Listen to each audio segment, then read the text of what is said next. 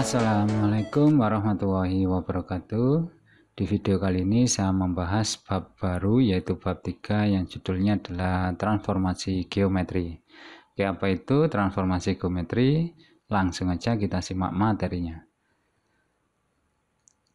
Jadi transformasi geometri merupakan perubahan suatu titik atau bidang geometri yang meliputi perubahan posisi, besar, ataupun bentuk itu sendiri. Transformasi yang akan kita pelajari yang pertama adalah refleksi. Ini nama lainnya adalah pencerminan, kemudian rotasi atau perputaran, dilatasi atau perbesaran, translasi atau pergeseran. Topik yang pertama yang akan kita bahas adalah refleksi. Nah, dalam mempelajari refleksi nanti ada dua topik yang akan dibahas, yaitu refleksi suatu titik dan refleksi suatu bidang. Oke, langsung aja kita simak materinya. Misalkan ya di sini ada suatu bidang kartesius, katakanlah di sini ada titik A dengan koordinat A3,2. Nah, kalau kita cerminkan terhadap sumbu Y, jadi ini misalkan cermin, maka bayangannya bisa ditebak kira-kira jatuhnya di sebelah sini ya. Tapi langkah pertama, kita harus membuat garis bantu dulu. Nah, jarak titik A ke cermin harus sama dengan jarak titik A bayangan ke cermin. Jadi kalau ini jaraknya 3 kotak, maka ini juga jaraknya harus 3 kotak, sehingga bayangan A aksen adalah jatuh di sini. Nah, kita lihat koordinat X-nya di sini awalnya 3, di sini berubah menjadi min 3.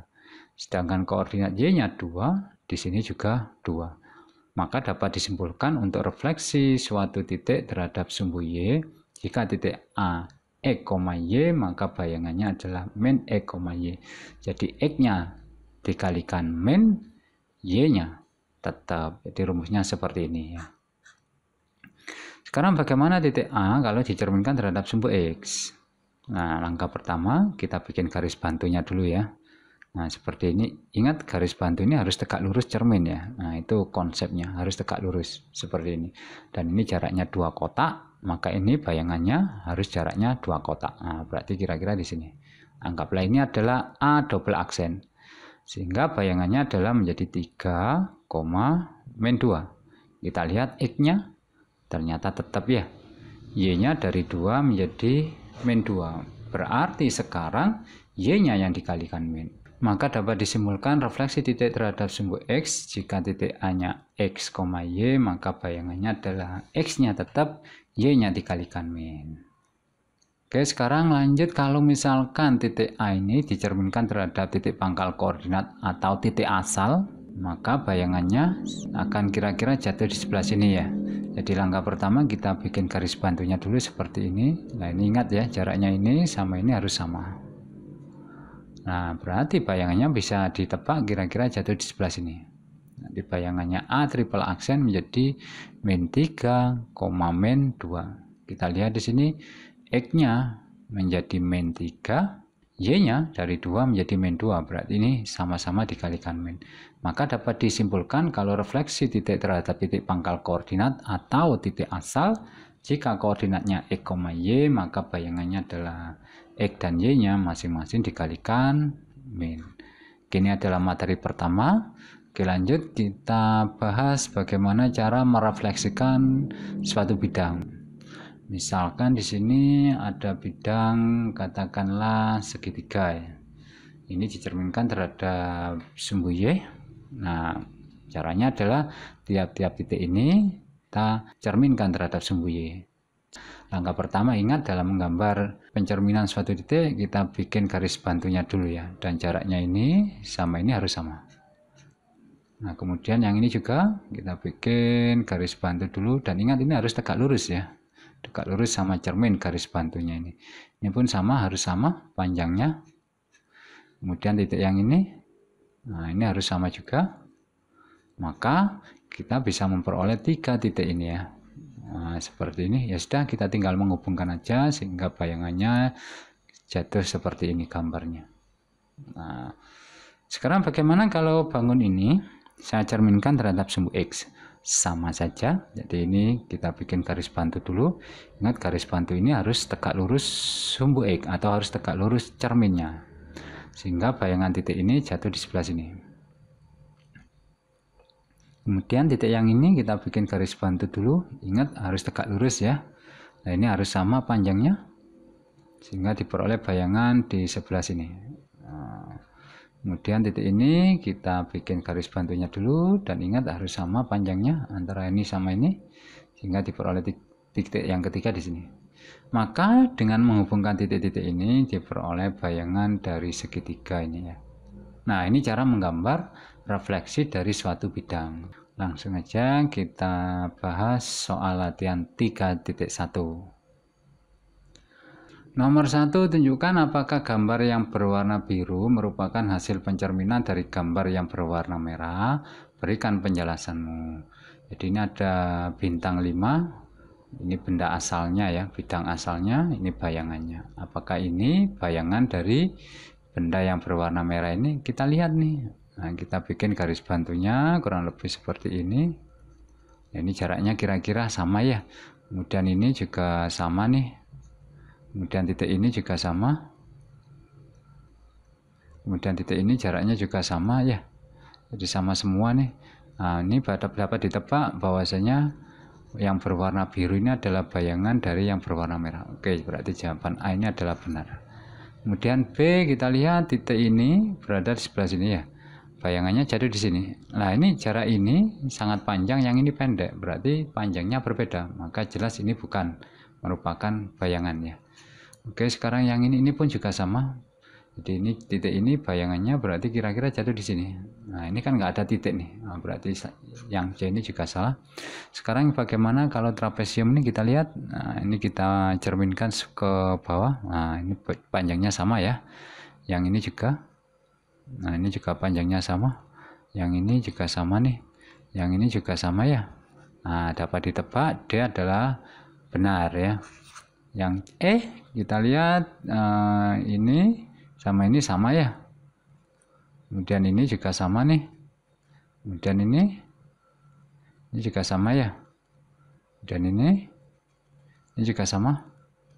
Ini juga sama. Maka dapat ditebak E ini juga benar. Bagaimana dengan F? F ini kita lihat bayangannya seperti ini. Ini nggak pas ya. Ini kan harus siku-siku, ingat ya, harus siku-siku dan jaraknya harus sama. Sekarang kita cerminkan yang ini. Nah, ini bayangannya kurang lebih jadi di sini ya. Nah, berarti yang ini, yang F ini salah. Berarti jawabannya adalah A, D, dan E. Oke, yang nomor 2. Tentukan berapa banyak simetri lipat yang dimiliki gambar berikut. Oke, yang A ini simetri lipatnya tidak ada ya, alias kosong. Karena kalau dilipat ini nggak pas ya. Kalau dilipat ke sini juga dia nggak pas. Oke, yang ini punya simetri lipat berarti 1, 2 ya. Kalau ke sini enggak ya, karena ini agak lebih panjang, jadi kalau dibikin simetri lipat ke arah sini atau ke arah diagonal dia kurang pas kalau dilipat ya. Oke, yang ini ada 1 ya, ini persegi nih. Nah, ini ada 2, terus ini ada 3, ini ada 4. Berarti total ada 4 simetri lipat. Yang ini juga sama ya, jadi ada 1, 2, 3 sama 4 ya. Jadi ini juga sama, ada 4 simetri lipat. Oke, untuk yang ini lingkaran nih. Oke, kita gambar dulu yang pertama ini ya, 1, kemudian 2, dan 3 ya, ada 3 nih. Terus ini 4 ya, 4, terus ini 5, terus ini 6. Nah, berarti ada 6 ya. Oke, berarti yang C ini ada 6, yang F hanya ada 1 ya, yang cuma garis berdiri dong. Nah, ini adalah gambaran simetri lipat yang dimiliki oleh masing-masing gambar. Oke, lanjut nomor 3, gambar masing-masing bangun berikut dan bayangannya terhadap refleksi yang diberikan. Nah, di sini saya tidak akan membahas semua, saya hanya membahas B saja ya, sebagai gambaran. Oke, trapesium dengan titik sudut di D 4,0, E min 2,4, F min 2, min 1, dan G 4, min 3 terhadap titik asal. Jadi Anda disuruh menggambar bayangan dari trapesium DEFG bila dicerminkan terhadap titik asal. Oke, kita gambar dulu bangunnya ya.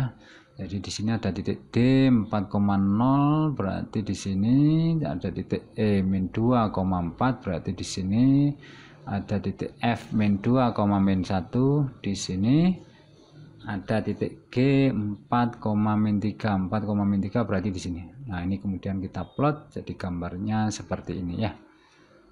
Nah, kemudian ini kita disuruh mencerminkan terhadap titik asal. Nah, langkah berikutnya kita hapus dulu bangunnya ya. Jadi kita tinggalkan titik-titiknya. Jadi seperti ini. Nah, kemudian ini kita refleksikan masing-masing titik ini, kita refleksikan terhadap titik asal. Jadi titik asal itu ya titik pangkal koordinat ini. Ya sudah, titik D kalau dicerminkan terhadap titik ini kan bayangannya jadi di sini ya. Jadi ini jaraknya 4 kotak, 1, 2, 3, 4, maka bayangannya juga harus 4 kotak, 1, 2, 3, 4, berarti di sini. Ini adalah koordinat D aksen.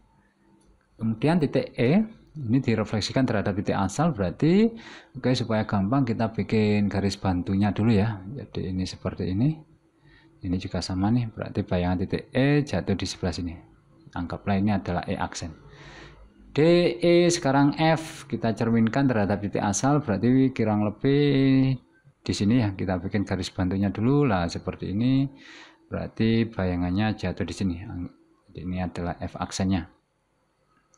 Nah, tinggal satu lagi titik G. Titik G ini kalau dicerminkan kurang lebih bayangannya sekitar di sini ya. Oke, kita bikin garis bantunya dulu lah seperti ini, berarti bayangannya jatuh di sini titik G aksennya. Nah, seperti ini ya sudah, kita tinggal menghubungkan aja sehingga bayangan dari DEFG pindah ke sini ya. DEFG juga, D aksen, E aksen, F aksen, G aksen. Oke, nomor 5. Huruf mana yang akan tetap sama jika dicerminkan terhadap satu garis? Jadi ini ada huruf A, B, C, D sampai Z dicerminkan terhadap garis ini. Nah, bayangannya gimana? Ya sudah, berarti kurang lebih bayangannya seperti ini ya. Jadi kalau ini A-nya seperti ini, bayangannya ya A-nya terbalik seperti ini. Nah, mana huruf-huruf yang tetap? Nah, berarti ini C ya. B, D, E, H, I, ini enggak. Oke. O, ini bukan. Oke, berarti jawabannya adalah B, C, D, E, H, I, O. Oke, ini adalah sesi pertama soal latihan 3.1 yang saya bahas. Ada 2 soal yang belum saya bahas. Insya Allah akan saya bahas di pertemuan berikutnya. Oke, terima kasih telah menonton. Saya akhiri. Wassalamualaikum warahmatullahi wabarakatuh.